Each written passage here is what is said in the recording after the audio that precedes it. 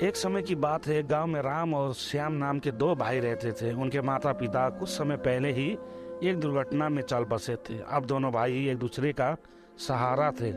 राम श्याम से बड़ा था, इसलिए राम अपने भाई की हर जरूरत पूरी करना अपनी जिम्मेवारी मानता था। वो चाहता था श्याम अच्छा पढ़ लिख के नौकरी करे, इसलिए राम दिन रात मेहनत करके पैसे कमाता था और उन पैसों से श्याम की पढ़ाई का खर्चा उठाता था। राम एक कारखाने में काम करता था। कारखाने का काम खत्म करके वह चाय की दुकान खोलता था ताकि कुछ और पैसे कमा सके, जिससे श्याम की फीस और उसकी ज़रूरतें अच्छे से पूरा हो सके। राम सुबह जल्दी कारखाने जाता था, इसलिए वह जल्दी उठ के घर का सारा काम करता था और दोनों के लिए ही खाना बना के रख देता था ताकि शाम को पढ़ने में दिक्कत ना आए। इस तरह दिन बीतते गए और श्याम की स्कूल की पढ़ाई पूरी हो गई। अब उसने राम के सामने कॉलेज जाने की इच्छा जताई।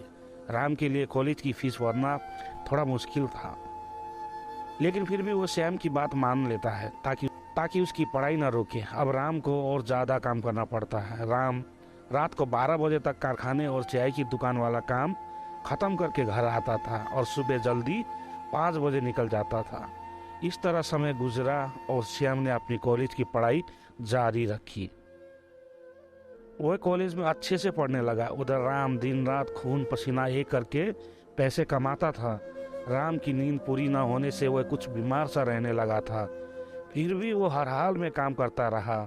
उसके मन में एक ही उम्मीद थी कि श्याम पढ़कर बड़ा आदमी बनेगा तो सब ठीक हो जाएगा और उसे इतना ज़्यादा काम भी नहीं करना पड़ेगा। इस तरह 3 साल बीत गए। आज श्याम के कॉलेज की पढ़ाई पूरी हुई है और आज उसके कॉलेज का परिणाम आने वाला था। राम बहुत खुश था कि श्याम बहुत अच्छे अंकों से पास होगा। राम उस शाम को मिठाई लेकर जल्दी घर पहुंच गया और घर जाके श्याम का इंतजार करने लगा। उसने सोचा कि आज श्याम के आते ही वो उसे मिठाई खिलाएगा। राम अपने भाई का इंतजार करने बैठ जाता है। काफी समय बीत जाने पर भी श्याम का कुछ पता नहीं था। राम बार बार दरवाजे पर जाके देखता रहा। इस तरह रात के 11 बज चुके थे। अब राम का भय बढ़ने लगा, लेकिन फिर भी उसने खुद को संभाला और कहा कि कैसा लड़का है, परिणाम अच्छा आया होगा, इसलिए दोस्तों के साथ पार्टी करने चला गया होगा और अपने भाई को ही भूल गया। वह मन को बहलाने लगा। अब तो काफी समय हो गया। राम को लगा उसके भाई को कहीं कुछ हो तो नहीं गया और वो डर गया। कुछ देर बाद कोई दरवाजे पर आया। अब राम ने राहत की सांस ली और कहा, चलो ये लड़का आ गया। उसने दरवाजा खोला और देखा कि कुछ पुलिस वाले आए हैं।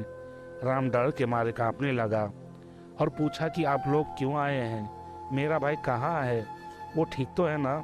इतने में एक पुलिस वाले के पीछे से श्याम निकला और राम के पैरों में पड़ गया।